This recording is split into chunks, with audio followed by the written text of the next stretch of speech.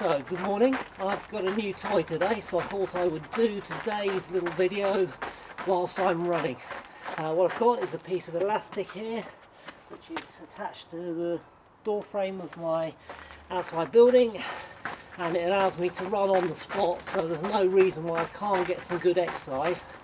The advantage of this over normal running on the spot is I can also put some forwards motion into what I'm doing and allow me to run a little bit harder and a bit more like I would normally. So, what's been going on the last few days? It's been fantastically warm and sunny, so it's allowed us all to get out and do a bit more training maybe than we might have been able to if it was raining horrible. Obviously still following all the social distancing and everything like that. I've been out for a couple of runs and a few runs in the park, doing some interval sessions. Some 300s which are particularly grueling with lots of lactic. I've got my notes today. I can't put them by the camera because obviously I'm running on the spot, so I just want to make sure I get everything in. So, talking about being able to do more running, we have been hearing stories of people who have taken the opportunity to get out and do a lot more. That's partly some of our athletes, but also the general population. This isn't necessarily a good idea because we're also hearing lots of stories about people picking up injuries. You should always just gradually increase your intensity as you go along. Don't do too much all at once. If you're a distance runner, the general rule of thumb is don't increase your mileage more than 10% a week. And for sprinters, just don't do a lot more sessions than normal because you are going to have a bit of trouble doing that. Got silly cap on today.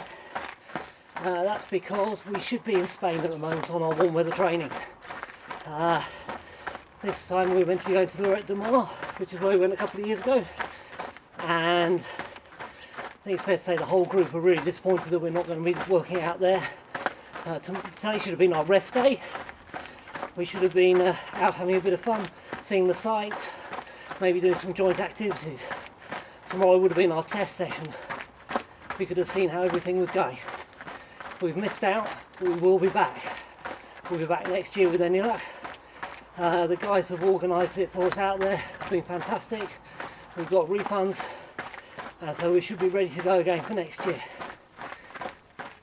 It's obviously been quite a hard time for people psychologically, this. Not just missing the warm weather training, but all the stuff we would normally be looking forward to for the season. There's no early season races. There's no training in a group. So we're all down a bit. However, it is the time to take some opportunities to try and make sure we can do some of the things that will help make a difference going forwards. First of all, it's worth thinking about why you do your athletics. Essentially, we all started this to enjoy it, but it's become more apparent that the sort of more up-to-date aims of some of the group vary from those who are in it just to run fast times, those who are in it to just run for places and points in teams, or to do places in individual events and get medals. Whether you're a time person or a position person doesn't really matter, but it's worth being too honest with yourself about which you are. The latter group are the ones more likely to be happy in the later season because they can get back and compete, whereas PBs are probably going to be a bit harder to come by this year. So have a think about that. Maybe adjust your training accordingly, or talk to your coach and they can do it for you. What we can do now though is try and make some improvements on any weaknesses we've got. This might be either a physical weakness or a mental weakness. If you're not particularly good at doing races, maybe you don't perform quite as well as you hope compared to your training runs, then now's a good time to maybe have a look at sports psychology. Maybe look at nutrition, try and learn a bit more about that. Learn biomechanics. See what you can do in terms of where you are compared to some of the elite athletes. Also, you can have a look at some of your physical weaknesses.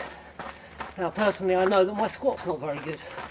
Now, I am lucky to have heavy weights, but if you're not, you can still improve your squat or your calf strength, or do lots of prehab for injuries you've had in the past.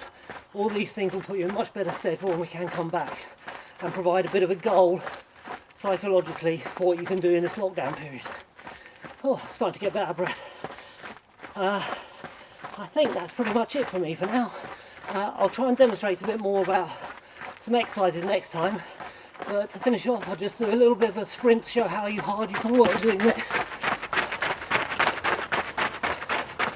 And turn the camera off.